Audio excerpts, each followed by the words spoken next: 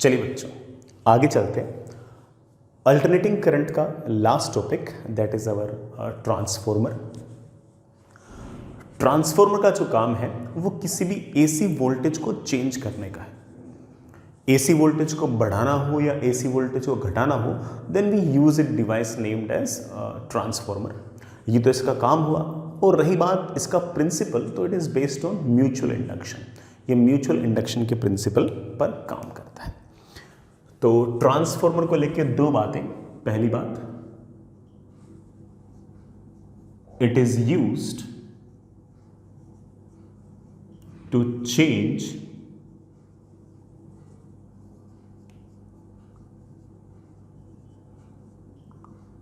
Alternating voltage. Alternating voltage बढ़ाना हो या घटाना हो, बढ़ाने या घटाने के लिए हम लोग ट्रांसफॉर्मर यूज करते हैं। दूसरी बात, द वर्किंग प्रिंसिपल, तो आप कह सकते हो कि it is based on concept of mutual induction. ये म्यूचुअल इंडक्शन के कॉन्सेप्ट पर बेस्ड है। Fair enough. हमारे कोर्स में, या फिर आप ऐसा कह सकते हो कि बेसिकली दो तरह के ट्रांसफॉर्मर होते हैं। एक जो वोल्टेज को बढ़ाते हो, दो जो वोल्टेज को घटाते हो। बट पहले आपके दिमाग में ये आ रहा होगा कि सर आखिर वोल्टेज बढ़ाने घटाने की जरूरत कहां पड़ी, क्या एम है आखिर कि हम ट्रांसफॉर्मर आखिर यूज ही क्यों करते हैं। तो सुनिएगा बेटा, मान लीजिए कि आपके पास ये कोई पावर हाउस है। ये पावर हाउस जो है ये आपके पास अल्टरनेटिंग करंट का या अल्टरनेटिंग वोल्टेज का सोर्स है। This is our power house. यहां से हमारे घर तक कोई करंट भेजना है, अल्टरनेटिंग करंट भेजना है, ये हमारा होम है। होम के अंदर ऑफ कोर्स जो अल्टरनेटिंग करंट है it will be used to run TV, fridge, AC and something like that, all these electrical appliances. ये जो पावर हाउस होगा इसके जस्ट पास में हम एक ट्रांसफॉर्मर यूज करेंगे। ये जो ट्रांसफॉर्मर होगा ये वोल्टेज को बढ़ाएगा, ये वोल्टेज को बढ़ाएगा। ये वोल्टेज को बढ़ाने वाला जो ट्रांसफॉर्मर है इसका हम नाम देते हैं step up transformer. Step up transformer, it is a step up transformer. मान लीजिए कि आपके पावर हाउस ने जो वोल्टेज बनाया वो 220 वोल्ट बनाया, आरएमएस वैल्यू 220 वोल्ट है। तो ये जो स्टेप अप ट्रांसफॉर्मर होगा ये वोल्टेज को बढ़ाएगा और बढ़ाकर मान लीजिए कि इसने 33,000 वोल्ट्स तक इंक्रीज कर दिया। 33 केवी मतलब किलो वोल्ट, इतना हाई वोल्टेज तक चेंज कर दिया। फिर बीच में आपके पास इस तरह से यहाँ से वायर निकले होंगे, और बेटा तुम जानते हो कि इस तरह से लंबे लंबे वायर लगे होते हैं, मोटे मोटे वायर लगे होते हैं। ये आपने कई बार देखा भी होगा कि है ना, ऐसे खेतों के ऊपर से वायर निकले होते हैं, खाली जगह के ऊपर से वायर लगातार चलते रहते हैं, और ये पावर हाउस से ये वायर चलते चलते चलते हमारे घरों तक पहुँचते हैं। ये इतना ज़्यादा वोल्टेज करने से मुझे फ़ायदा ये हुआ कि जो भी आपका वायर होगा ऑफ कोर्स उसमें से कुछ ना कुछ एनर्जी का लॉस, कुछ ना कुछ पावर का लॉस तो होगा ही होगा। वी नो दैट कि दैट पावर का loss is I² into R। मैं ये चाहता हूँ कि ये पावर का लॉस जो है ये कम से कम हो। अब इसको कम से कम करने के लिए ऑफ कोर्स मैं रेजिस्टेंस कम से कम करूँगा। रेजिस्टेंस को कम से कम करने के लिए ऑफ कोर्स मैं इस वायर का जो क्रॉस सेक्शनल एरिया है ये ज़्यादा से ज़्यादा रखूँगा, बिकॉज वी नो दैट कि resistance of the wire is ρL/A। लेकिन आप वायर का जो क्रॉस सेक्शनल एरिया है उसको ऑफ कोर्स बहुत ज़्यादा तो नहीं कर सकते। अगर आपने बहुत ज़्यादा अगर क्रॉस सेक्शनल एरिया कर दिया तो वायर का मास बहुत ज़्यादा हो जाएगा, और अगर वायर का मास अगर बहुत ज़्यादा जाएगा तो वायर के गिरने के चांसेस भी ज़्यादा रहेंगे। तो रेजिस्टेंस पर तो आप एक लिमिट तक एक कम कर सकते हो। तो सर क्या कम करूं? आप बेटा किसी तरह से करंट भी कम करने की कोशिश करो कि आप वायर के थ्रू करंट कम से कम भेजो। सर अगर मैं करंट कम भेजूंगा तो एक दूसरा नुकसान ये हो जाएगा कि हमारे घरों पर जो पावर जानी चाहिए, घर पर जितनी पावर पहुंचनी चाहिए सर उतनी पावर तो नहीं पहुंच पाएगी करंट अगर कम भेजेंगे तो। ऐसा भी नहीं है। हम जानते हैं कि यहाँ से जो पावर गया होगा उसका फॉर्मूला हम जानते हैं, power is basically V into I. हम चाहते हैं कि इस तार के अंदर करंट कम से कम जाए। करंट कम से कम जाएगा तो इस तार से इस ट्रांसपोर्टेशन के दौरान जो हीट का लॉस हुआ है वो कम से कम होगा, और करंट कम से कम भेजना चाहूँगा, बट फिर भी पावर तो मैं एक सफिशिएंट अमाउंट तो भेजना चाहूँगा ना, कि इतना पावर तो कम से कम हमारे घर तक पहुँचे। इसलिए आपको वोल्टेज ज़्यादा से ज़्यादा भेजना पड़ेगा। तो हमने 33,000 वोल्टेज भेजने की कोशिश की है। हमारा जो पावर हाउस है वो हो सकता है कि 33,000 वोल्ट्स की इलेक्ट्रिसिटी क्रिएट करता ही नहीं हो, वो हो सकता है कि 220 वोल्ट की इलेक्ट्रिसिटी क्रिएट करता हो। तो पहले यहाँ पर हम एक ट्रांसफॉर्मर यूज़ करेंगे। ये ट्रांसफॉर्मर जो होगा वो 220 वोल्ट को 33,000 वोल्ट तक इंक्रीज कर देगा, और ऐसा इंक्रीज करने से फ़ायदा ये होगा कि आपका वोल्टेज अगर ज़्यादा तो कम करंट में भी अच्छा खासा पावर चला जाएगा। और ट्रांसपोर्टेशन के अंदर जो आपके तार लगे हुए हैं, जो बड़ा ऑफ कोर्स हमारे खेतों के ऊपर से जो वायर निकले होते हैं, या फिर बड़ा हाईवेज के साइड से जो बहुत से बड़े बड़े वायर लगे होते हैं, उनमें ट्रांसपोर्टेशन के दौरान ऑफ कोर्स अच्छा खासा हीट का लॉस तो होगा ही होगा। इतनी ज़्यादा लेंथ के वायर है, रेजिस्टेंस तो ठीक ठाक होगा ही होगा, तो उनमें लॉसेस बहुत ज़्यादा होंगे। उन लॉसेस को कम करने के लिए हम चाहेंगे कि करंट कम से कम आए, और करंट कम से कम लाने के लिए हमें ये जो अप्लाइड वोल्टेज था ये ज़्यादा से ज़्यादा रखना पड़ेगा। और अप्लाइड वोल्टेज ज़्यादा रखने के लिए हम यहाँ पर एक ट्रांसफॉर्मर यूज़ कर लेंगे। That transformer is known as our step up transformer. हम अलग से स्टेप अप ट्रांसफॉर्मर ऐसे हेडिंग भी लिख लेंगे। बट अब बात ये आ गई कि हमारे घर पर यही 33,000 वोल्टेज अगर हमारे घर पर लगा दिया गया तो हमारे घर के जितने भी इलेक्ट्रिकल अप्लायंसेस सारे फूक जाएंगे। इतने ज़्यादा वोल्टेज का अगर हमने पावर आउटपुट हमारे घर पर अगर दे दिया तो वोल्टेज आउटपुट अगर हमारे घर पर अगर दे दिया तो हमारे जितने भी अप्लायंसेस हैं, फ्रिज है, एसी है, टीवी है, चार्जर्स हैं, बाकी सब जितनी चीज़ें हैं, वो सारे बल्ब हैं, एलईडी लाइट्स हैं, सारी फूक जाएंगी। 33,000 वोल्ट का इतना हाई पोटेंशियल डिफरेंस अगर आपने दे दिया तो हम क्या करते हैं कि हमारे घरों के पास में एक ट्रांसफॉर्मर और यूज़ करते हैं। ये जो ट्रांसफॉर्मर है इसका काम है पोटेंशियल को घटाना। It is our step down transformer. और ये जो स्टेप डाउन ट्रांसफॉर्मर है ये ऑफ कोर्स जो आपका हाई वोल्टेज था उसको घटाकर वापस से कम कर देगा। लेट्स से हमारे घरों में 220 वोल्ट का पोटेंशियल डिफरेंस आता है, तो यहाँ पर जो भी पोटेंशियल होगा उसको घटाकर 220 वोल्ट में कन्वर्ट कर देगा। तो सर बीच में अपन ने पोटेंशियल क्यों बढ़ाया? बीच में पोटेंशियल हमने इसलिए बढ़ाया कि पोटेंशियल अगर ज़्यादा होगा तो एक फिक्स्ड पावर हमें भेजनी है, and power is of course V into I. अगर पोटेंशियल डिफरेंस अगर ज़्यादा भेजोगे तो ऑफ कोर्स कम करंट पर भी आप ज़्यादा पावर भेज सकते हो।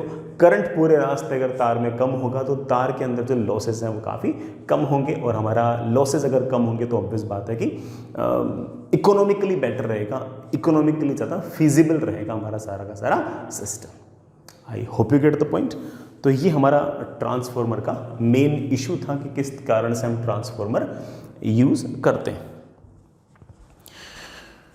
किस तरह से हम ट्रांसफॉर्मर यूज़ करते हैं।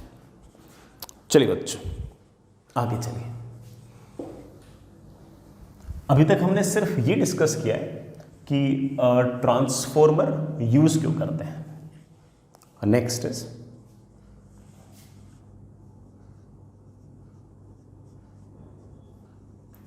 Concept of transformer.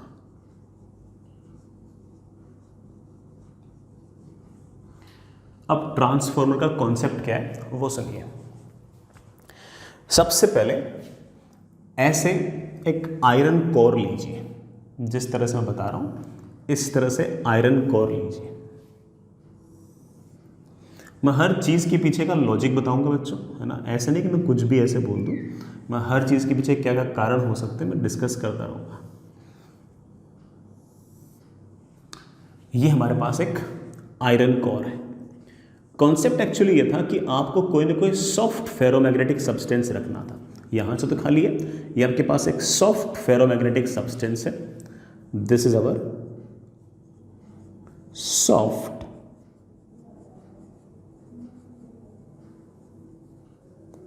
Ferromagnetic substance. अब सुनना, पहली बात तो मैंने फेरोमैग्नेटिक सब्सटेंस क्यों यूज किया इसका कारण बताता हूं।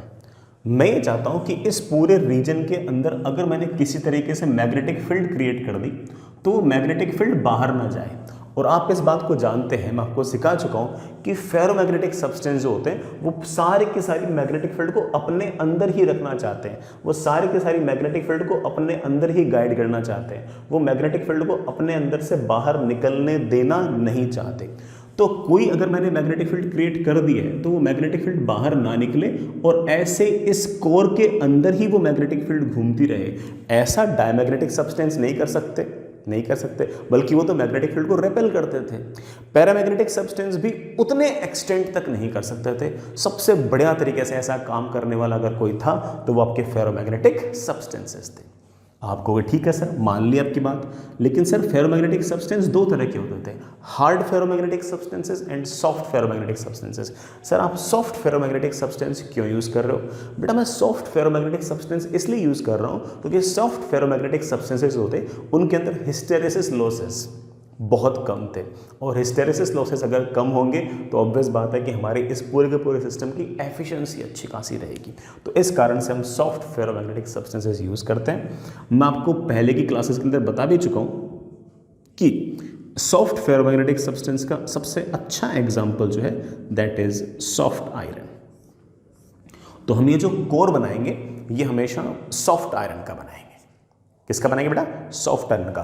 कारण मैंने बता दिया है, आयरन इसलिए क्योंकि बेटा वो मैग्नेटिक फील्ड को बाहर निकलने नहीं देता, अपने अंदर ही गाइड कर लेता है, ठीक है। और सॉफ्ट किस लिए, मतलब सॉफ्ट आयरन किस लिए? सॉफ्ट आयरन के अंदर लॉसेस सबसे कम होते हैं। तो मैं एक बार साइड में लिखूं, this core is made of soft iron because, पहला कारण, it guides the magnetic field. अगर आपने मैग्नेटिक फील्ड कर दी तो उसे अपने अंदर ही इस तरह से गाइड करता रहेगा, अपने अंदर ही रखता रहेगा। दूसरा, there will be minimum hysteresis losses. बेटा हिस्टेरेसिस लॉसेस सबसे कम होंगे किसमें? सॉफ्ट आयरन में। बाकी याद करो स्टील आयरन भी जो था, सॉरी जो स्टील थी वो भी फेरोमैग्नेटिक सब्सटेंस थी, मगर वो आपका हार्ड फेरोमैग्नेटिक सब्सटेंस थी, उसमें लॉसेस थोड़े से ज़्यादा होते हैं। तो हम ये जो कोर बनाएंगे ये स्टील का नहीं बनाएंगे। स्टील मैग्नेटिक फील्ड को अंदर तो रख लेगा लेकिन वो उसके अंदर लॉसेस थोड़े से ज़्यादा होंगे। तो हम जानबूझ के हम सॉफ्ट आयरन ज़्यादा यूज़ करने की टेंडेंसी रखेंगे। अभी तक मैंने आपको सिर्फ ये डिफाइन किया है कि आखिर ये कोर किसका बनाना है। अभी तक कहानी खत्म नहीं हुई है, बल्कि जस्ट शुरू हुई है। अब इस आयरन के लेफ्ट साइड के अंदर वो वोल्टेज रखो जो आपको चेंज करना हो, जो आपका इनपुट हो। तो मान लीजिए कि आपका इनपुट है इस तरफ, ये कोई अल्टरनेटिंग अरेंजमेंट है, इसने कुछ न कुछ नंबर ऑफ टर्न्स बेटा ऐसे बांध रखे, लगा रखे। ये जो लेफ्ट साइड है ये आपका इनपुट है। इस इनपुट को हम प्राइमरी सर्किट कहेंगे। ये आपका ऑफ कोर्स कोई ना कोई एसी सोर्स है, इसका voltage let say EP, P stands for primary. यहां पर कुछ ना कुछ नंबर ऑफ टर्न्स है एंड लेट से जो नंबर ऑफ टर्न्स है दैट इज एनपी। इस प्राइमरी सर्किट में कुछ ना कुछ करंट है, let say that is IP. ये ईपी और IP of course alternating system है तो लगातार बार बार चेंज होंगे। अगर कुछ नहीं बोला जाए तो हम जानते हैं कि इन सारी वैल्यूज़ को हम आरएमएस वैल्यूज़ बोलेंगे। तो ये जो ईपी और आईपी है ये दोनों एक तरह से आरएमएस वैल्यूज़ मान सकते हो आप, ठीक है। ये आपका हो गया प्राइमरी सर्किट। इधर आते हैं, ये आपका सेकेंडरी सर्किट, ये आपका सेकेंडरी सर्किट, और ये आपका जो भी लोड जिसके अक्रॉस आप आउटपुट देना चाहते हो, ये आपका लोड। इसके अक्रॉस जो आउटपुट आया है उसका पोटेंशियल मैंने ES लिख दिया, सेकेंडरी है इसलिए। दिस इज अवर आउटपुट या फिर सेकेंडरी सर्किट। यहां पर जो नंबर ऑफ टर्न्स हैं मैं उनको NS लिख रहा हूं। S stands for of course secondary, P stands for primary. अब होगा क्या, अब सुनना कैसे म्यूचुअल इंडक्टेंस के कॉन्सेप्ट के कारण हम किस तरह से पोटेंशियल चेंज करेंगे, सुनिएगा। इस अल्टरनेटिंग सोर्स के कारण करंट आएगा, ये लगातार अपने डायरेक्शन को चेंज करेगा। ये अगर लगातार अपने डायरेक्शन को अगर चेंज करेगा तो ऑफ कोर्स ये करंट की डायरेक्शन में लगातार चेंज होगी। मान लीजिए किसी टाइम पर करंट यूँ जा रहा है, करंट अगर ऐसे जा रहा है तो इस पूरे के पूरे रीजन में ऐसे कोई मैग्नेटिक फील्ड आ गई है, और हम जानते हैं कि ये जो मैग्नेटिक फील्ड आई है, ये मैग्नेटिक फील्ड यूं चलते चलते चलते बाहर नहीं निकलेगी, नहीं बाहर नहीं निकलेगी।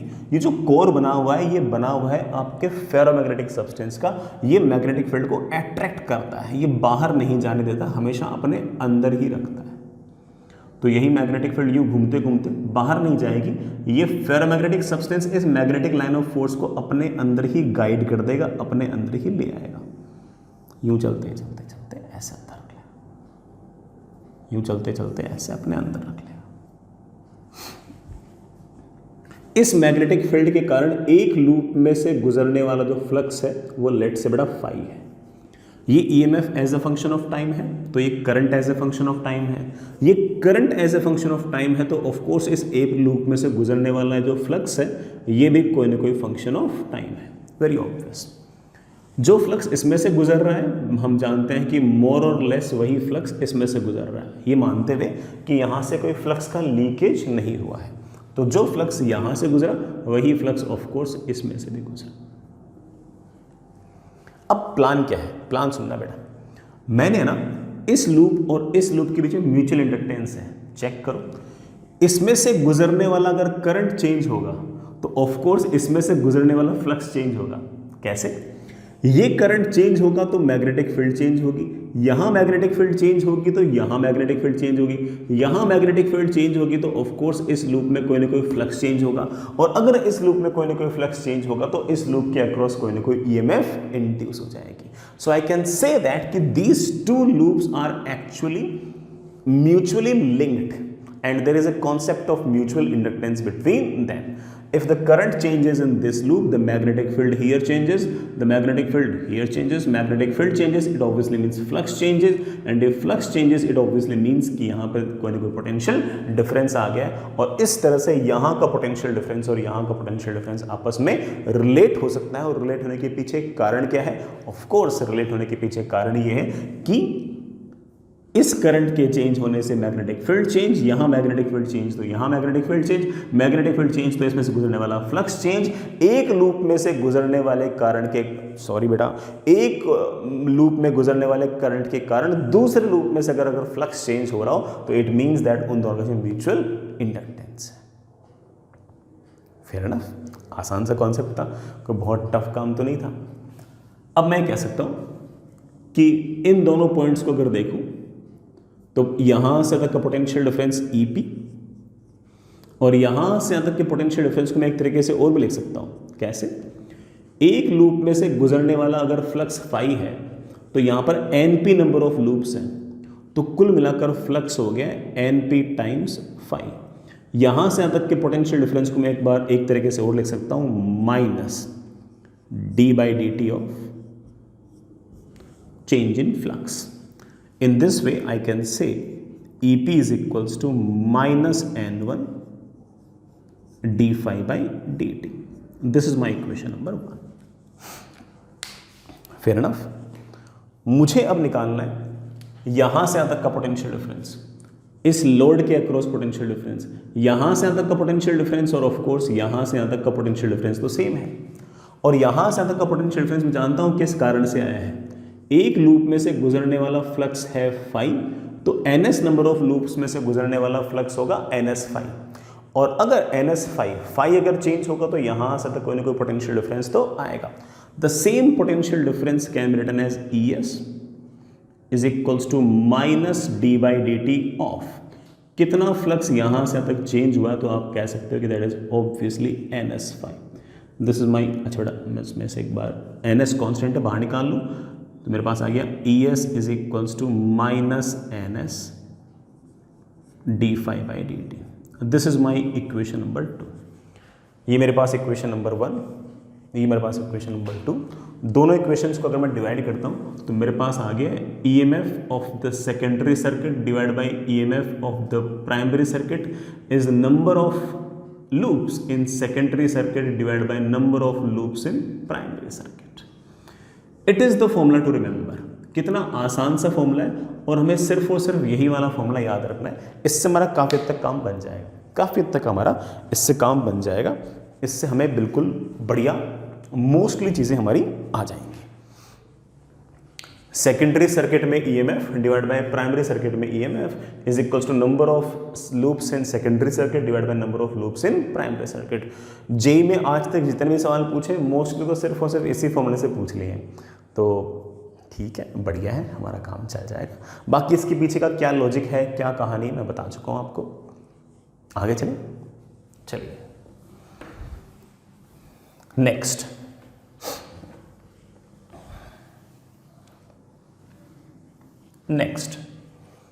हमारी बेटा बातें खत्म नहीं हुई है, बातें बची हुई हैं. मैं एक दो बातें और बताता हूँ. अरे बेटा हेडिंग मिटाओ यहाँ से, हेडिंग नहीं लिखी है. Next is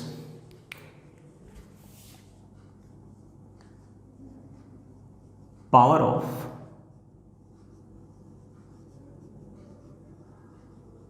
ideal transformer. Next is power of ideal transformer. Power तो बात की बात है, पहले तो ये सोचो कि आइडियल ट्रांसफॉर्मर क्या है. आइडियल ट्रांसफॉर्मर वो ट्रांसफॉर्मर है जो किसी प्रकार के कोई लॉसेस नहीं करता, जो किसी प्रकार की कोई लॉसेस नहीं करता.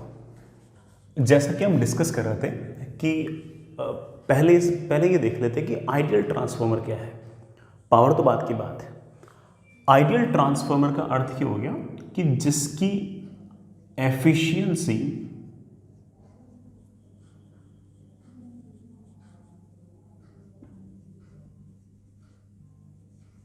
100%.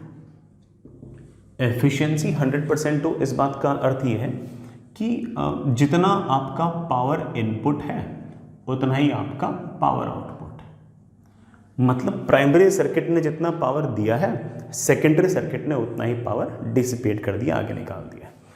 इसका ये अर्थ भी कह सकते हो कि किसी प्रकार का कोई लॉस नहीं है, किसी प्रकार भी एनर्जी का कोई लॉस नहीं है. प्राइमरी सर्किट ने जितना पावर दिया उतना ही सेकेंडरी सर्किट ने पावर अचीव कर लिया, उसके पास पावर पहुंच गया. ठीक है, तो आप कह सकते हो कि इस केस में कि power of primary circuit is equals to power of secondary circuit. तो ये है हमारा आइडियल ट्रांसफॉर्मर, या फिर क्या कहते हैं बेटा इसको, आइडियल ट्रांसफॉर्मर का पावर क्या है वो हल्का सा हम और डिस्कस करते हैं. जैसे मान लीजिए कि आपके पास ये कोई ट्रांसफॉर्मर है, ये हमारे पास कोई आइडियल ट्रांसफॉर्मर है, किसी प्रकार के कोई लॉसेस नहीं है, लॉसेस है ही नहीं कहीं पे. ठीक है, ये हमारे पास कोई ना कोई प्राइमरी सर्किट, ये हमारे पास कुछ ना कुछ ऐसे number of turns, primary circuit का EMF EP, यहाँ से गुजरने वाला करंट आपका IP, यहाँ पर नंबर ऑफ टर्न्स आपके NP, यहाँ पर आपके नंबर ऑफ टर्न्स लेट से NS. इसके कारण जो यहाँ पर EMF जनरेट हुआ मैंने उसको एक बार के लिए लिख दिया ES. और बड़ा अगर सर्किट कंप्लीट हुआ तो यहाँ से कोई ना कोई करंट भी गुजरेगा, उस करंट को मैंने बोल दिया INS. एनर्जी के किसी प्रकार के कोई लॉसेस मैं कंसिडर नहीं कर रहा. तो ये वाला फैक्ट मैं पहले से जानता हूँ कि EMF of secondary upon EMF of primary, EMF of secondary upon EMF of primary is number of loops at secondary divide by number of loops at primary. ये जो नंबर ऑफ कॉइल्स यहाँ पर है divide by number of coils यहाँ पर है, ये तो मैं पहले से पता था. यहाँ पर जो पावर इनपुट है आप उसे लिख सकते हो कि input power is basically EP into IP. इसी तरह से आप पावर आउटपुट जो आपका सेकेंडरी सर्किट है उसका पावर आप लिख सकते हो, that is ES into IS. हम जानते हैं कि कोई लॉस नहीं है, और अगर कोई लॉस नहीं तो this should be equal to this. तो आपको कहना चाहिए कि EP into IP is equals to ES upon I S, और यहां से आप बड़े आराम से कह सकते हो कि E S upon E P is of course I P upon I S. So it is basically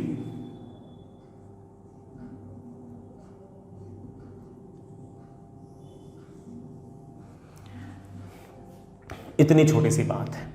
तो आप कह सकते हो कि अगर आपका आइडियल अरेंजमेंट हुआ, आइडियल ट्रांसफार्मर हुआ, तो आप ऐसा कह सकते हो कि नंबर ऑफ लूप्स जिस रेशियो में होंगे ईएमएफ उसी रेशियो में होगी, लेकिन जो करंट होगा वो उसका इनवर्स रेशियो होगा, वो उसका इनवर्स रेशियो होगा.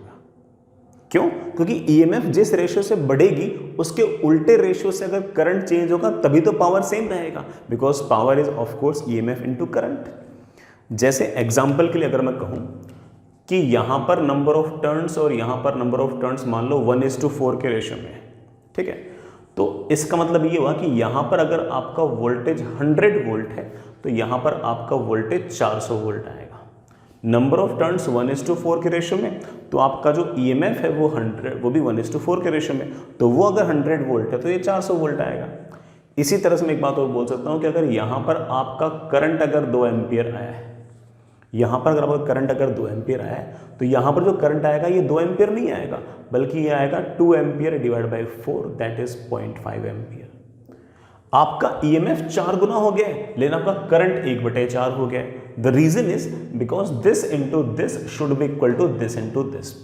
100 into 2 200 watt, 400 into 0.5 of course 200 watt. तो जिस रेशियो में आपका ईएमएफ चेंज होगा उसके इनवर्स रेशियो में आपका करंट चेंज होगा, अगर आपका ट्रांसफार्मर आइडियल है तो.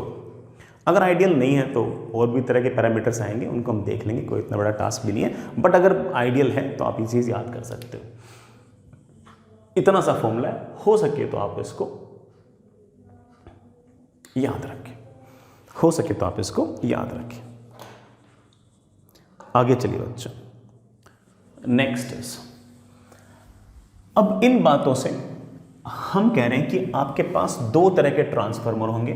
मैंने आपको नाम पहले से बता भी रखे हैं, step up transformer and step down transformer. मैं एक बार इंक भर लेता हूं यार. स्टेप अप ट्रांसफार्मर जो होगा वो अक्सर अपने पावर हाउस के नज़दीक यूज़ करते हैं, पावर स्टेशन के नज़दीक यूज़ करते हैं. उसका काम ईएमएफ को बढ़ाना होगा. ईएमएफ अगर बढ़ेगा और बड़ा पावर अगर उतना का उतना ही तो ऑफकोर्स करंट घटेगा. और हमारे घरों के पास में स्टेप डाउन ट्रांसफार्मर यूज़ करते हैं. हमारे घरों के पास में जो ट्रांसफार्मर यूज़ कर रखा हो तो स्टेप डाउन ट्रांसफार्मर है, तो वो ऑफकोर्स वोल्टेज को घटाएगा. वोल्टेज को घटाएगा तो ऑफकोर्स करंट को बढ़ाएगा. We have 2 kind of transformers. One is step up transformer.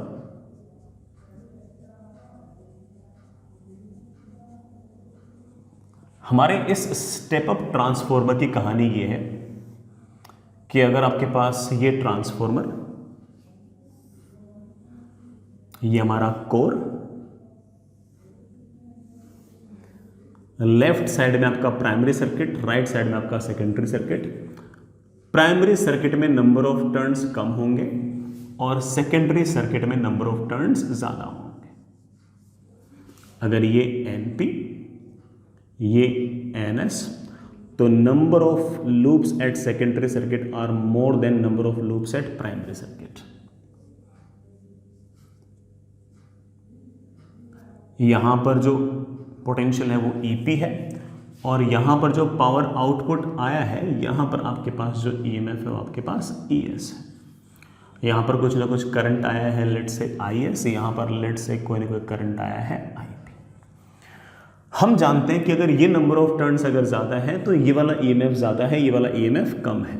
Step up transformer के अंदर आपका सेकेंडरी का जो EMF है वो प्राइमरी के EMF से ज़्यादा होगा. अगर EMF ज़्यादा होगा तो ऑफकोर्स करंट कम होगा और उसी रेशियो में कम होगा.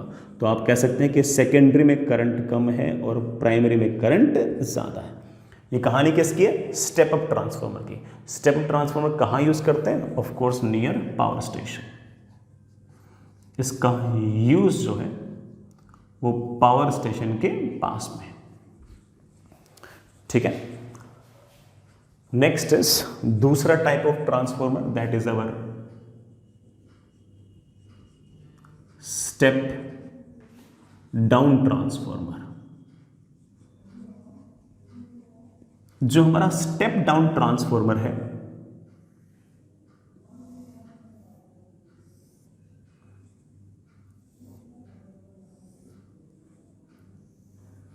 उसका काम वोल्टेज का घटाना है। वोल्टेज को अगर घटाना है तो ऑफ कोर्स प्राइमरी में नंबर ऑफ टर्न्स ज़्यादा होने चाहिए और सेकेंडरी में नंबर ऑफ टर्न्स कम होने चाहिए। प्राइमरी के number of turns NP, secondary के नंबर ऑफ टर्न्स NS।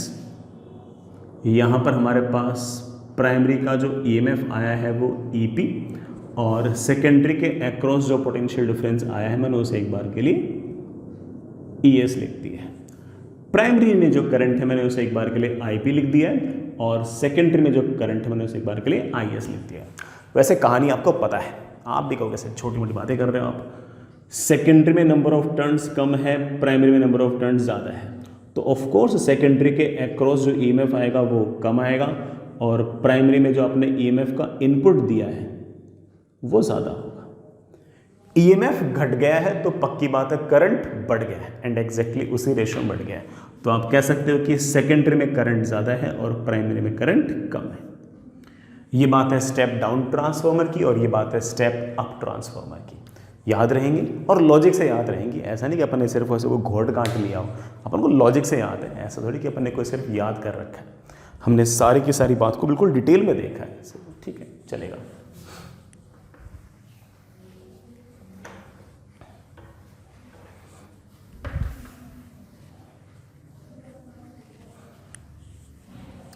चलिए बच्चों, लेकिन हम जानते हैं कि ना प्रैक्टिकल ट्रांसफॉर्मर्स जो होते हैं उनमें कुछ ना कुछ लॉसेस तो होते ही होंगे। ऐसा तो हो ही नहीं सकता ना कि लॉसेस हो ही नहीं, लॉसेस तो होंगे ही होंगे। तो जो लॉसेस हैं वो किस किस तरह के हैं सुनिएगा। नेक्स्ट इज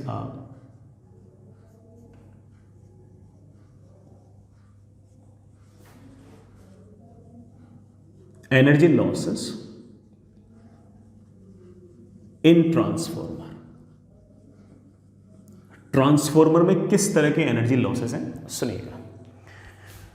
ट्रांसफॉर्मर की जो एनर्जी लॉसेस है मैं उसे प्राइमरली है ना दो पार्ट में डिवाइड कर रहा हूं। एक कॉपर लॉस और दूसरा आयरन लॉस। पहले एक बार अपन कॉपर लॉस को देख लेते हैं कि कॉपर लॉस क्या है। पहले तो ये सोचो कि पूरे के पूरे अरेंजमेंट में आखिर कॉपर कहां काम आया। तो आप कहोगे देखो सर ऐसा है, वैसे तो पूरा का पूरा हमारा जो ट्रांसफॉर्मर था वो उसमें कोर था। कोर तो आयरन का बना हुआ था, ये तो आयरन का बना हुआ था, यहां पर तो कॉपर है ही नहीं। कॉपर तो कंडक्टिंग वायर है और कंडक्टिंग वायर तो कहां काम आ सकता है, कंडक्टिंग वायर तो यहां काम आ सकता है इस वाइंडिंग में। ये प्राइमरी सर्किट है ना, इसकी वाइंडिंग में काम आ सकता है। इसी तरह से ये जो तार है, ये ऑफ कोर्स ये जो तार है ये तो आयरन का नहीं बना होगा, ये तो किसी कंडक्टिंग वायर का बना होगा। और कंडक्टिंग वायर कौन है, कॉपर, ये कॉपर का बना हुआ है। तो कॉपर जो है वो ये तार है, कॉपर जो है वो ये तार है। ये जो प्राइमरी सर्किट है इसके अंदर कॉपर का कोई ना कोई रेजिस्टेंस होगा, लेट्स से Rp। ये जो सेकेंडरी सर्किट है इसमें कॉपर वायर है, उसका कोई ना कोई रेजिस्टेंस होगा, लेट्स से Rs। इसमें कुछ ना कुछ करंट जाएगा, लेट्स से Ip। इसमें कुछ ना कुछ करंट जाएगा, let's say Is।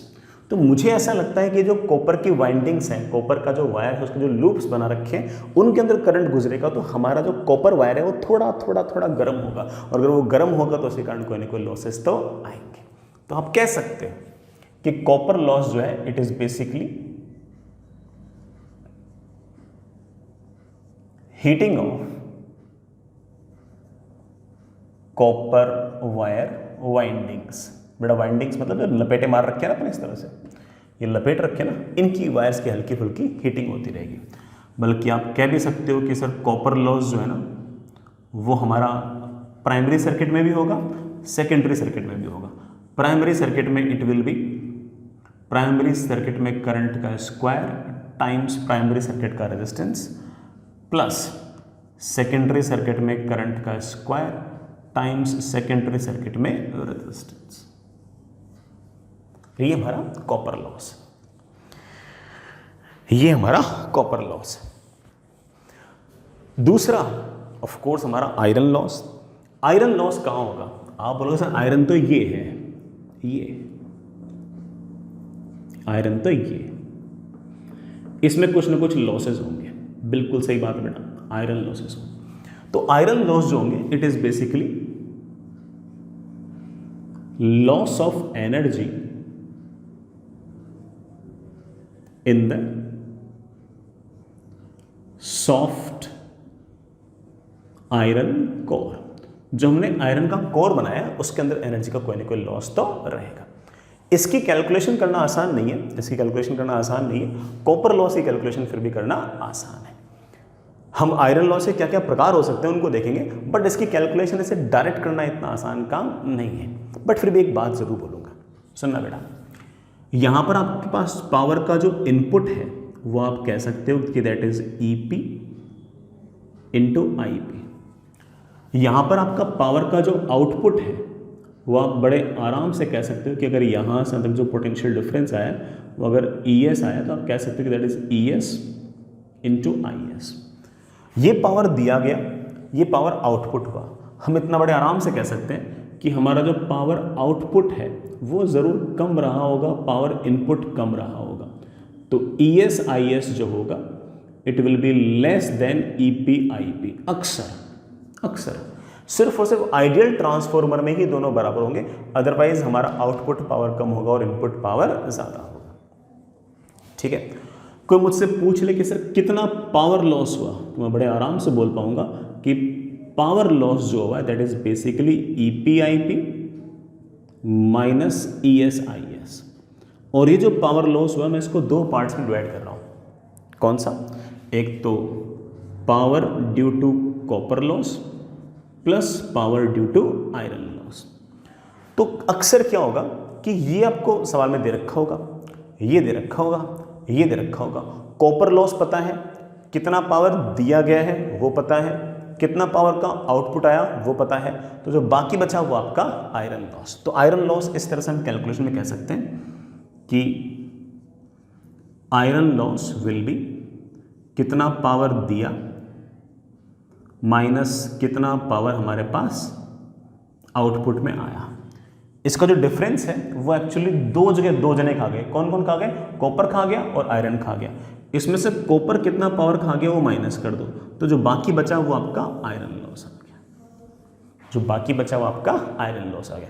Otherwise iron loss is more complex, उसे वैसे निकालना थोड़ा सा टफ होगा। ये हमारा आयरन लॉस आ गया। मैं यहां पर एक छोटी सी बात और बोलूंगा, दैट इज कि हमारे ट्रांसफॉर्मर की एफिशिएंसी क्या होगी? Efficiency of transformer. एफिशिएंसी की डेफिनेशन हमेशा बेटा वही रहती है, that is power output upon power input into 100। अगर परसेंटेज में निकाल रहे हो तो इंटू 100, और अगर फ्रैक्शन में निकाल रहे हो तो 100 से मल्टीप्लाई करने की कोई जरूरत नहीं है। Power output is of course ES IS, power input is of course EP IP into 100। ये हमारी एफिशिएंसी है, ये हमारा एफिशिएंसी किसी भी ट्रांसफार्मर की एफिशिएंसी है। अगर आपका आइडियल ट्रांसफार्मर हुआ तो आप जानते हैं कि पावर इनपुट और पावर आउटपुट बराबर होगा, उस केस में आपकी एफिशिएंसी 100% होगी। अदरवाइज तो आप जानते हैं कि आपकी एफिशिएंसी हमेशा 100% से तो कम होगी, और जो भी लॉस होगा वो दो जगह जाएगा, copper loss and iron loss.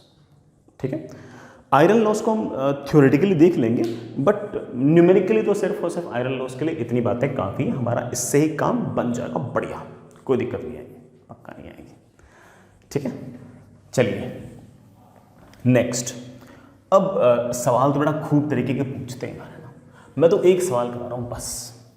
हाँ, मेरा ये सवाल थोड़ा फेवरेट है, इसलिए इस सवाल में पार्ट खूब सारे हैं, तो मैं बहुत सारे सवाल अलग अलग नहीं करा रहा हूँ, सिर्फ और सिर्फ एक सवाल करा रहा हूँ, सिर्फ और सिर्फ एक सवाल करा रहा हूँ। आराम से करो, उसमें जितनी बातें मुझे लगती मैं सारी पूछ लूँगा। तो जब भी आपको ट्रांसफॉर्मर रिवाइज करना हो, कोई भी खास तौर से टफ वाला पोर्शन, तो ये एक सवाल रिवाइज कर लो और चिल रहो, सब काम हो जाएंगे।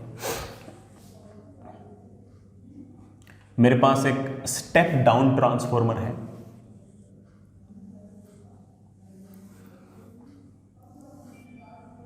मेरे पास ये एक स्टेप डाउन ट्रांसफॉर्मर है।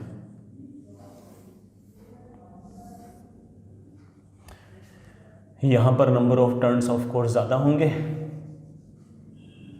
यहां पर नंबर ऑफ टर्न्स कम होंगे। जो नंबर ऑफ टर्न्स का जो रेशो है वो 5:1 है। अगर ये प्राइमरी के नंबर और ये सेकेंडरी कोइल्स के अगर नंबर, तो आप कह सकते हो कि NP upon NS is basically 5:1। ठीक है बच्चों, जो प्राइमरी सर्किट है उसका जो वोल्टेज है दैट इज 1000 वोल्ट्स। ठीक है, पूरे के पूरे सर्किट की जो एफिशिएंसी है, बेटा एफिशिएंसी को आप नीटा से लिख सकते हो, ये नीटा इसका साइन है। Efficiency is 90%। Efficiency is 90%। ये गिवन है बेटा सवाल के अंदर कि एफिशिएंसी आपकी 90% है, मतलब 10% एनर्जी तो गायब ही होगी बेटा, वो तो लॉस हो गई। कहाँ कहाँ हो गई होगी? इन तारों ने हीट कर दी होगी, बाकी बेटा ऑफ कोर्स आपके आयरन लॉसेस वगैरह कुछ ना कुछ होंगे। ठीक है, और मुझे सवाल के अंदर ये दिया हुआ है कि आयरन लॉस जो है वो वो आपका 700 वाट है।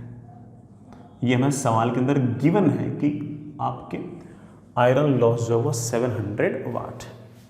जो प्राइमरी सर्किट है उसका रेजिस्टेंस मुझे अगेन गिवन है कि ये 1 ओम है। बस इतनी इंफॉर्मेशन है, खूब है, इतनी और क्या चाहिए। छोटे छोटे सवाल पूछ रहा हूं और सीक्वेंस में पूछूंगा, और आपको पहले दूसरे सवाल बड़े आराम से आपसे हो जाएंगे, आगे वाले सवाल धीरे धीरे थोड़े टफ हो सकते हैं। टेक योर टाइम, कोई जल्दी नहीं है। पहला सवाल, find potential difference of the output. Secondary circuit का ईएमएफ कितना होगा? सेकेंडरी सर्किट का ईएमएफ कितना होगा हम जानते हैं। हम जानते हैं कि that is ES upon EP, ES upon EP is equals to NS upon NP। NS upon NP is of course 1/5, तो मेरे पास 200 वोल्ट आ गया बेटा। सेकेंडरी सर्किट में जो ईएमएफ आई है वो आपकी 200 वोल्ट आई। पहला सवाल तो हो गया। ठीक है, आगे चलो, आगे चलो बच्चों। नेक्स्ट इज दूसरा सवाल, व्हाट इज पावर आउटपुट?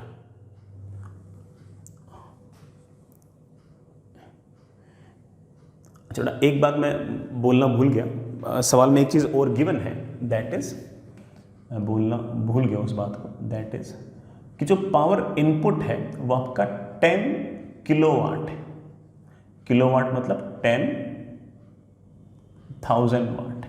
ये सवाल में गिवन है, ये सवाल में गिवन, ये तो मस्ट है बेटा, ये तो दिया हुआ नहीं चाहिए। मुझसे दूसरे सवाल में पूछा कि पावर आउटपुट क्या है, तो आप कहोगे सर एफिशिएंसी दे रखी है, पावर इनपुट दे रखा है, तो पावर आउटपुट तो एफिशिएंसी की फॉर्मूला से निकाल देंगे। Efficiency is 90%, that is power output upon power input. Power input is 10 kilowatt into 100। इससे पावर आउटपुट हमारे पास बड़े आराम से आ गई है 9 किलोवाट। तो इसका मतलब पावर आउटपुट जो है वो 9 किलोवाट। 9 किलोवाट मतलब 9000 वाट। 9000 सर 10,000 वाट दी थी, आउटपुट सिर्फ 9000 वाट। हाँ बेटा, ये कोई आइडियल ट्रांसफार्मर थोड़ी है, ये तो आपका non ideal transformer, practical transformer है। इसमें तो लॉसेस होते ही हैं, इसमें तो लॉसेस होते ही हैं। ये आपका पावर आउटपुट। थर्ड क्वेश्चन पूछ रहा हूं, what is total power loss? कुल मिलाकर कितना पावर लॉस आखिर इस ट्रांसफार्मर ने किया है? तो आप कहोगे कि सर 10,000 पावर तो इनपुट है, 9,000 पावर आपका आउटपुट है, तो इसका मतलब पावर का जो लॉस है वो ऑफ कोर्स 10,000 वाट में से 9,000 वाट को माइनस कर देंगे तो 1000 वाट आ जाएगा। This is your 1000 watt. This is your 1000 watt. ये हमारा टोटल पावर लॉस। ठीक है, fourth question, what is total copper loss. बेटा कॉपर के थ्रू कितना पावर का लॉस हुआ है ये बताओ। कॉपर के थ्रू पावर का कितना लॉस हुआ है, मैंने आपसे ये पूछा। तो आप इस बात को जानते हैं कि जो 1000 वाट के पावर का जो लॉस हुआ है, this is basically power loss due to copper plus power loss due to iron. Iron कितना पावर लॉस कर रहा है वो सवाल में गिवन है कि वो 700 वाट है, दैट इज 700 वाट। तो हमारे पास बड़े आराम से आ गया कि बाकी 300 जो है वो कॉपर लॉस। ये मत सोचना कि कॉपर लॉस सिर्फ और सिर्फ ये प्राइमरी सर्किट की जो वाइंडिंग है इनसे ही है, यहां से भी है और यहां से भी, दोनों से। मैं ऐसे कहने को ऐसा कह सकता हूं कि IP का square into RP plus IS का square into RS is your 300 वाट। ये हमारा कॉपर लॉस, ये हमारा कॉपर लॉस। अगला सवाल, पांचवा सवाल, what is current in primary circuit. Primary circuit में आखिर करंट कितना है, ये तो बहुत ही आसान हो गया। प्राइमरी सर्किट का पावर पता है, प्राइमरी सर्किट का वोल्टेज पता है, प्राइमरी सर्किट का करंट पूछा है, तो आप बड़े आराम से कह सकते हो कि sir power is of course EP into IP। Power जो है वो आपका 10,000 वाट आया है, वोल्टेज अप्लाइड आपका 1000 है, मल्टीप्लाइड बाई करंट। हमारे ख्याल से थोड़ा करंट की आपके पास वैल्यू आ गई, that is 10 ampere. Primary circuit में आपका जो करंट है वो 10 एम्पियर आ गया।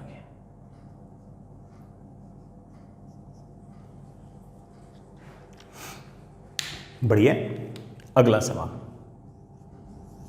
What is copper loss in primary circuit. आखिर प्राइमरी सर्किट के अंदर कॉपर लॉस कितना। तो आप कहोगे कि सर प्राइमरी सर्किट में से जो गुजरने वाला करंट है वो 10 एम्पियर है, मुझे पता है। प्राइमरी सर्किट का रेजिस्टेंस कितना है वो सवाल में गिवन है। तो ऑफ कोर्स अगर इस तार में से अगर करंट जाएगा तो तार लगातार गर्म होगा, और जो तार गर्म होगा वही तो हमारा एक तरह से कॉपर लॉस है। किसका? प्राइमरी सर्किट का। तो आप कह सकते हो कि sir that must be equals to IP का स्क्वायर इंटू RP। IP का स्क्वायर 10 का स्क्वायर, RP बेटा सवाल के अंदर दे रखा है कि प्राइमरी सर्किट का रेजिस्टेंस 1 है, तो that comes out to be 100 watt. This is your 100 watt. आगे चले, 7th question, what is copper loss in secondary circuit. आखिर सेकेंडरी सर्किट के अंदर कितना कॉपर लॉस है। तो आप कहोगे कि सर पूरा जो कॉपर लॉस था ना प्राइमरी सर्किट का और सेकेंडरी सर्किट का मिलाकर वो 300 वाट था। प्राइमरी सर्किट का लॉस मुझे पता लग गया 100 वाट है, तो बाकी 200 वाट किसका हुआ? हमारे सेकेंडरी सर्किट का। तो आप कह सकते हो कि सर दैट इज बेसिकली ये 300, प्राइमरी का 100, तो बाकी 200 बचा किसका? सेकेंडरी सर्किट का। तो that should be equal to 200 watt and it should be equal to IS का स्क्वायर इंटू RS। ये हमारा आ गया 200 वाट। तो आपका आंसर आ गया 200 वाट। आपका आंसर आ गया 200 वाट।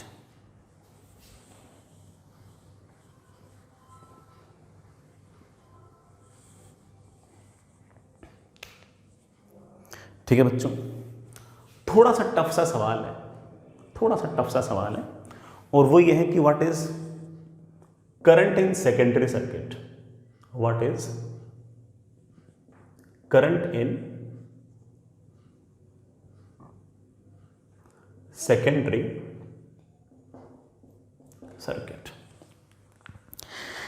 इसमें थोड़ा सा एक पंगा पड़ता है। अगर आप हल्की सी भी गलती करते हो बड़ा, पहले ट्राई कर लो, अगर आप थोड़ी सी भी गलती करते हो तो इसका आंसर 45 एम्पियर आ जाता है बेटा। इसका एग्जैक्ट आंसर 45 एम्पियर नहीं है, 45 एम्पियर के पास में कोई वैल्यू है, अभी कर लेंगे। लेकिन अगर आप थोड़ा सा अगर थोड़ी सी सिली मिस्टेक करते हो तो आपका आंसर 45 एम्पियर आ जाता है। तो मैं करके दिखा रहा हूँ कि कैसे बेटा इसका आंसर निकालोगे। सुनिएगा, ये जो आपका सेकेंडरी सर्किट है, इसमें आपका सेकेंडरी सर्किट के अंदर जो कॉपर की कॉइलिंग है, इसका कोई ना कोई रेजिस्टेंस होगा, साथ ही यहाँ पर कोई लोड होगा, तो मैं उसका भी एक ऐसे रेजिस्टेंस मान लेता हूँ, लेट से कैपिटल आर। और जो लूप है इसमें ऑफ कोर्स कुछ ना कुछ ईएमएफ इंड्यूस होगा। तो यहाँ पर तीन चीज़ें हो गई, वो ईएमएफ इंड्यूस हो गई, इस कॉपर का रेजिस्टेंस हो गया, और जो भी लोड है, जो बड़ा आपका लोड है, उसका कोई ना कोई रेजिस्टेंस हो गया। तो इस सर्किट को आप कह सकते हो कि sir this circuit is basically, ये हमारा सेकेंडरी सर्किट का ईएमएफ, इसके साथ कुछ न कुछ इंटरनल रेजिस्टेंस आरएस। ये इंटरनल रेजिस्टेंस किसका है? इस कॉपर वायर का ही है। जिस कॉपर वायर के अंदर ईएमएफ इंड्यूस हुआ है वो मैंने ऐसे लिख दिया, और इसी खुद कॉपर वायर का ही कोई ना कोई रेजिस्टेंस होगा, उसको मैंने आरएस लिख दिया है। हमारा जो लोड है उसका कोई ना कोई रेजिस्टेंस होगा, let's say that resistance is capital R. ठीक है, ये जो ईएमएफ आया था ये हमारे पास 200 वोल्ट आया था। जो हमारे पास आउटपुट पावर आई सारे लॉसेस के बाद, जिसमें से ये वाला लॉस 100 वाट निकाल दिया, ये लॉस जो कॉपर का हुआ है वो निकाल दिया, और 700 ये था, 100, 200, 700, 100, 200, 700, टोटल लॉस कितना हो गया था? 1000 लॉस हो गया था। 10,000 का पावर इनपुट था, 1000 का सारा लॉस हो गया। तो यहां पर जो पावर आया आपके पास, इसने जो पावर खाया दैट वाज 9000 वाट। लोड के पास फाइनली जो पावर गया वो 9000 वाट गया। इसी दौरान इसी तार के अंदर, इसी लूप के अंदर भी थोड़ा बहुत पावर गया है। ये पावर हमने बड़ी मेहनत से निकाला है कि दिस इज 200 वाट। याद आ गया बेटा? 1000 पूरा था, 1000 में से 700 तो आपका आयरन लॉस हो गया, 100 वाट आपका ये हो गया था। तो ये आपके पास कितना बच गया था? 200। तो इस लूप में जिसमें ईएमएफ इंड्यूस हुई है, उसी लूप का रेजिस्टेंस था, उसके कारण भी कुछ न कुछ पावर का लॉस हुआ है। दैट पावर का लॉस इज 200 वाट। तो इस पूरे के पूरे सर्किट का जो नेट पावर है वो आप कह सकते हो कि that is 9200 watt, and it should be equal to मेरे बच्चे ES इंटू IS। तो that comes out with 9200, ES हमारे पास 200 आ चुका है, इंटू IS की जो वैल्यू है that comes out with 46 ampere. तो हमारे सेकेंडरी सर्किट के अंदर जो करंट है बेटा वो 45 एम्पियर नहीं बल्कि वो 46 एम्पियर है। 45 एम्पियर उन बच्चों का आ जाएगा जो हल्की सी मिस्टेक कर देंगे, क्या कि सिर्फ और सिर्फ लोड के पास कितना पावर गया वही लिखेंगे, बल्कि उस वायर ने भी तो हल्का फुल्का पावर को डिसिपेट किया, वो जो इंटरनल रेजिस्टेंस है उसके पावर को भी तो लिखना पड़ेगा। और जिन बच्चों ने ये 200 नहीं लिखा वो बेटा 9000 लिखते हैं, और वो उसका आंसर 45 आता है। तो जो मोर एक्यूरेट आंसर है that is 46 ampere, not 45 ampere. हाँ, 46 एम्पियर ऑप्शन ही नहीं हुआ तो 45 एम्पियर ऑप्शन टिक लगा देना, अदरवाइज तो आपका आंसर 46 एम्पियर ही है। चलिए बच्चों, एक लास्ट सवाल, इसमें बड़ा लास्ट सवाल, question number 9th, that is find resistance of secondary coil. ये जो सेकेंडरी कॉइल है इसका रेजिस्टेंस और बता दो। तो ये तो आसान सा काम हो गया। सेकेंडरी कॉइल में करंट कितना है पता है, सेकेंडरी कॉइल में करंट कितना है पता है। सेकेंडरी कॉइल ने खुद ने कितना पावर डिसिपेट किया है पता है, रेजिस्टेंस पूछा है। तो आप कह सकते हो कि हमारा जो सेकेंडरी कॉइल है उसका जो पावर है that is of course IS का स्क्वायर इंटू RS।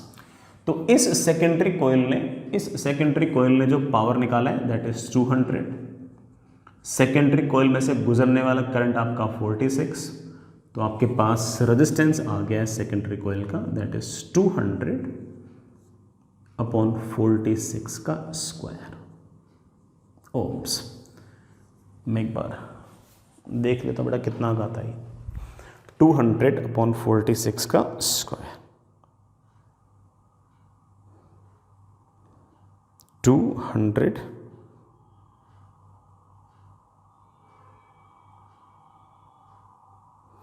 बड़ा 0.0945 आ रहा है, 0.0945 ओम्स, ये इसका answer.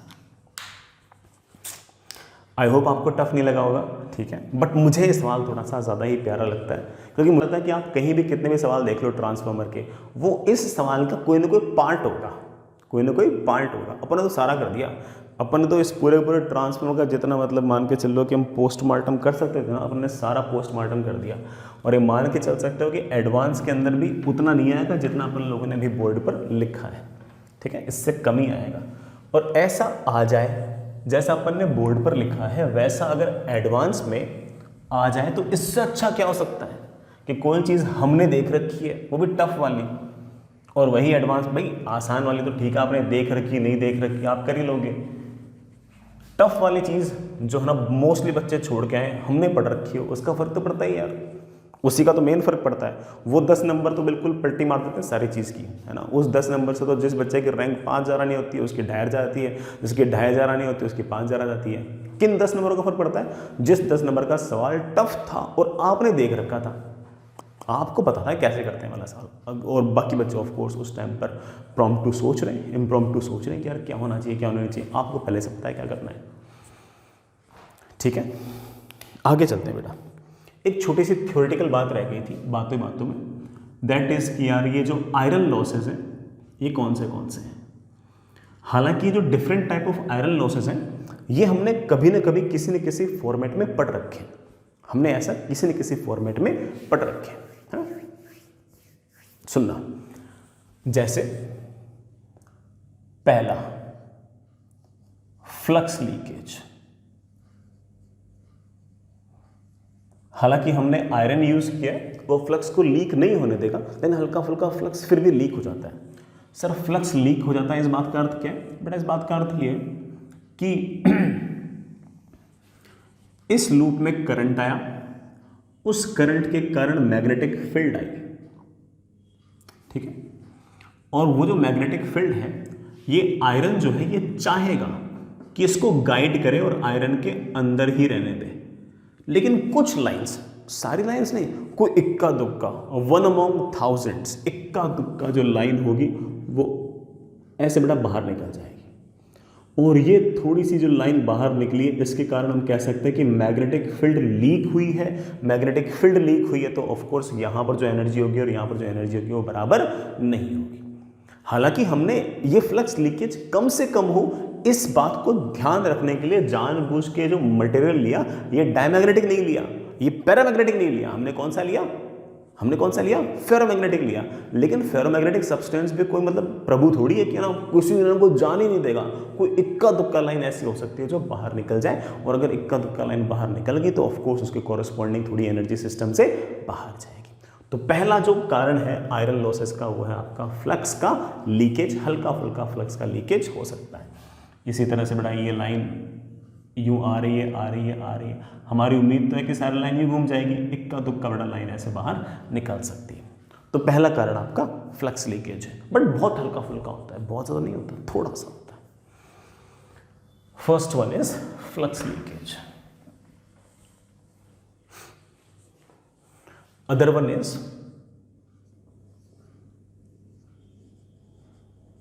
AD losses. Eddy losses नाम से एडी लग गया होगा, it is losses due to eddy current. Exactly eddy current क्या है ये पता करना हो तो बेटा अपनी EMI वाले चैप्टर में बिल्कुल लास्ट में मैंने आपको एक दिन एडी करंट पढ़ाया था, तो आप देखना चाहो देख सकते हो। हालांकि कोई बहुत बड़ा फर्क नहीं पड़ने वाला, अभी भी हम देख लेंगे, कोई इतना बड़ा टास्क है नहीं।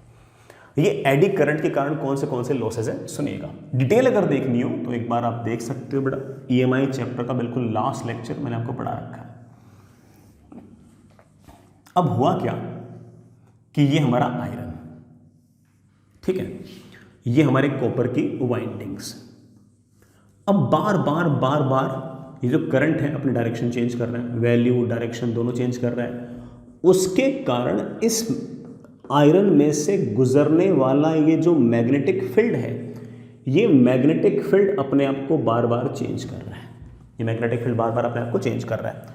तो ये जो आयरन है इसको अगर मैं से टॉप व्यू से अगर देखूं तो ये आयरन आपको ऐसा सा नजर आएगा, ठीक है, ये आपका आयरन मान लो आपको ऐसा सा नजर आया।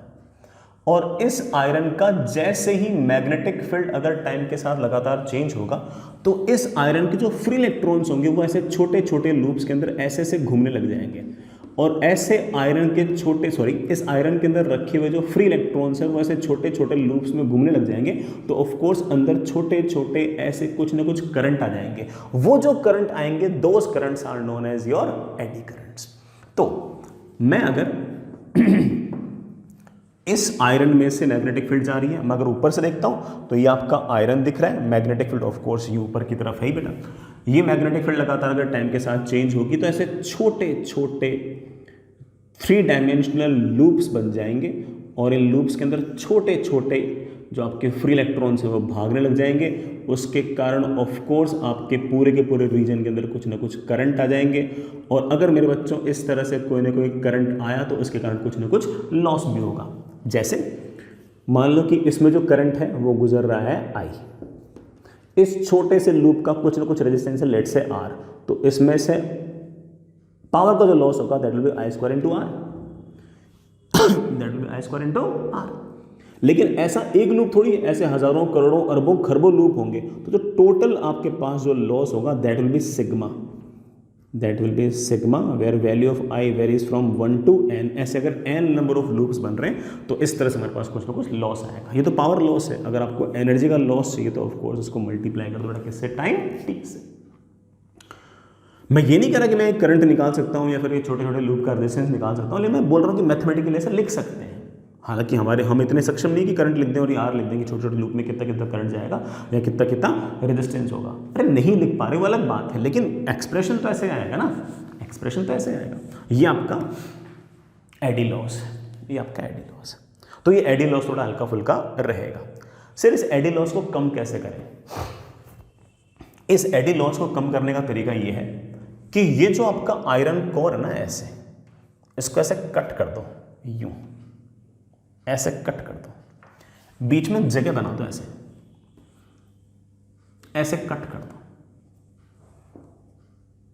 ऐसे कट कर दो। सर कट करने से फायदा क्या है? बेटा कट करने से फायदा ये है कि जो बड़े बड़े लूप बन रहे थे ना, ये लूप टूट जाएंगे, और अगर ये लूप टूट जाएंगे तो सिर्फ छोटे लूप बचेंगे। छोटे लूप बचेंगे तो आप ऑफ कोर्स जितना आपका एनर्जी का लॉस पहले था उतना लॉस नहीं हो, उससे हल्का सा कम हो गया। आपने बहुत सारे जो एडी करंट थे उनके रास्ते तोड़ दिए। तो इस तरह से आप कट कर दो। इस कट करने को हम लेमिनेशन कहेंगे।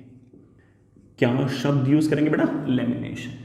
तो आप अगर इस तरह की जो आयरन कोर थी उसको ऐसे ऐसे ऐसे ऐसे कट लगा दीजिए। अगर आप ऐसे ऐसे ऐसे आयरन कोर में अगर ऐसे कट लगाओगे तो जो ऐसे बड़े बड़े लूप के ऐसे एडी करंट जा रहे थे वो बड़े बड़े लूप में जाके सिर्फ छोटे छोटे लूप में जाएंगे। बड़े लूप का तो आपने रास्ता ही हटा दिया, बड़े लूप का तो आपने रास्ता ही हटा दिया। तो इस तरह से आप एडी करंट जो है उसको या फिर एडी लॉसेस को इस तरह से लेमिनेशन करके आप कम कर सकते हो। हालांकि आजकल क्या करते हैं कि बेटा जहां पर तुमने कट कर दिया है ना, उस रीजन के अंदर ऐसे जो खाली जगह बची ना, आपने कट कर दिया,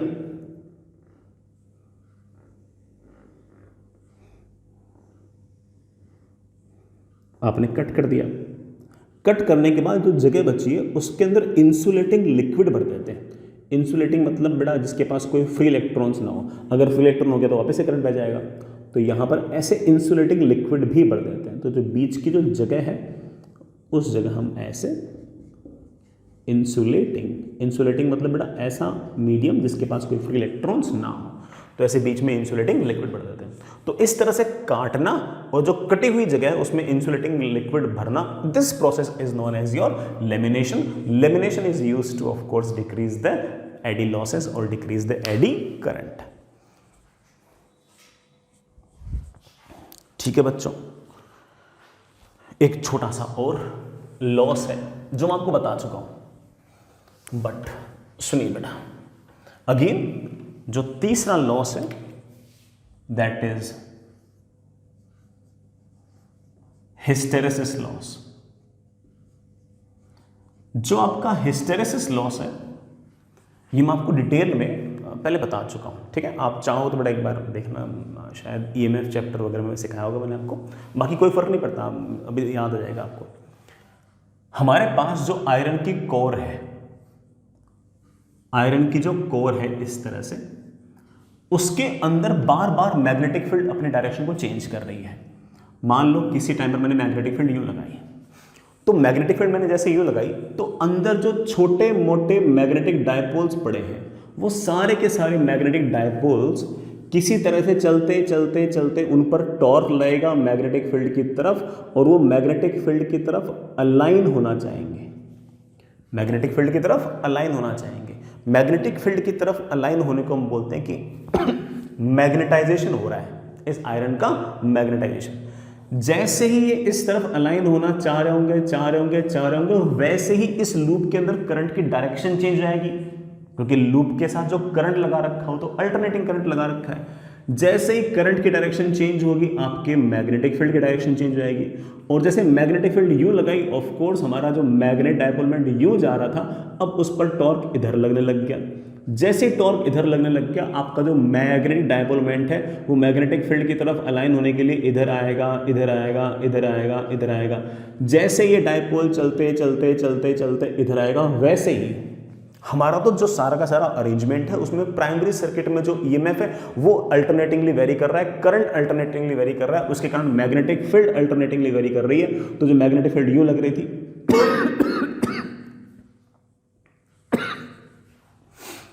वो मैग्नेटिक फील्ड यूं लग जाएगी, और जैसे मैग्नेटिक फील्ड यूं लग जाएगी वापस से आपका मैग्नेट डायपोल मोमेंट जो है वो इस तरफ लाने की कोशिश करेगा।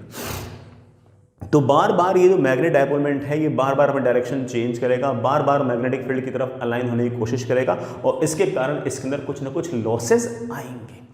वो जो लॉसेस आते थे, आई रियली होप बड़ा आप लोगों को याद होगा, एक हिस्टेरेसिस लूप बनाया था जिसमें हमने इंटेंसिटी ऑफ मैग्नेटाइजेशन से और एच के बीच में ग्राफ बनाया था। ग्राफ वाज समथिंग लाइक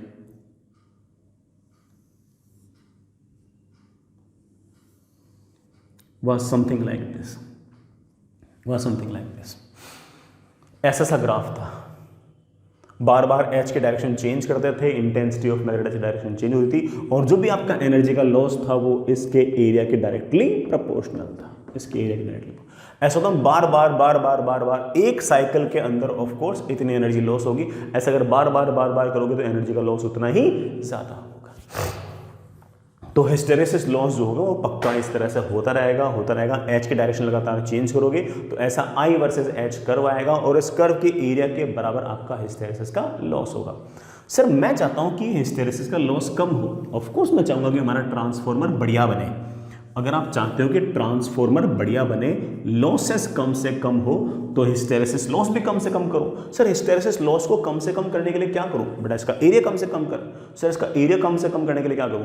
बेटा एरिया कम से कम करने के लिए ऐसा मटेरियल यूज कर